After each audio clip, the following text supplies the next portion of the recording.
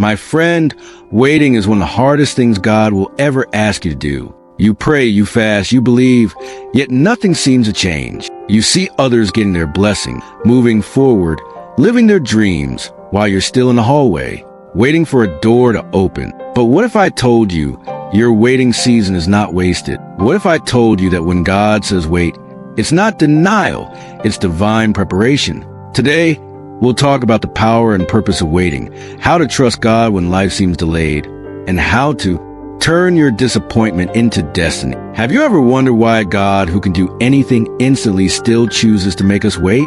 The answer is found in Isaiah 40, verse 31. But they that wait upon the Lord shall renew their strength. They shall mount up with wings as eagles. They shall run and not be weary.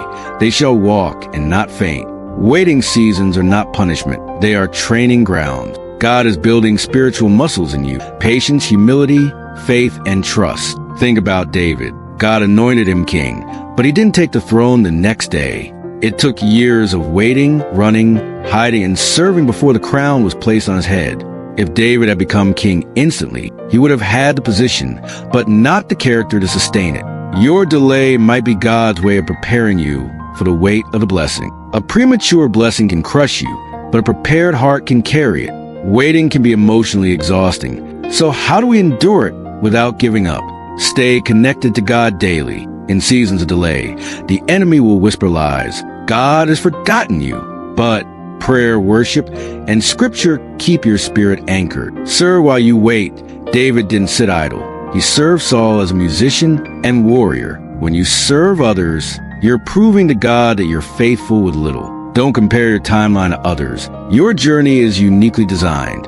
Comparison will only rob you of joy. Speak life over your situation. Proverbs 18 verse 21 says, life and death are in the power of the tongue. Don't curse your waiting season with negativity. Let's be honest. Sometimes God's silence feels like rejection. You keep praying for healing, for marriage, for a breakthrough, and nothing changes. I think about Lazarus. In John 11, Mary and Martha sent word to Jesus that Lazarus was sick.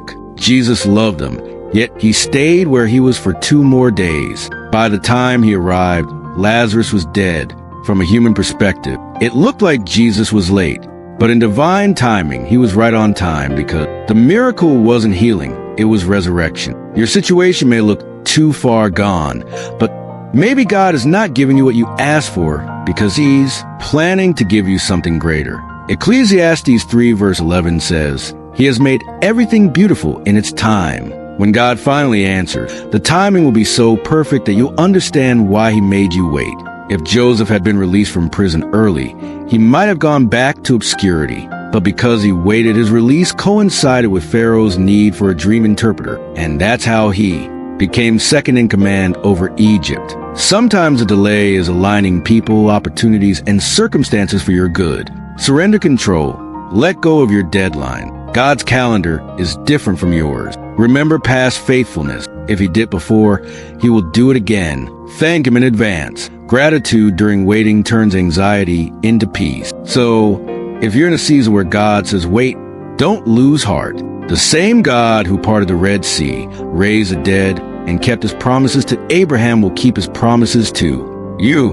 Waiting is not wasting. It's working. Trust him, because his timing is never late and his plan is always good.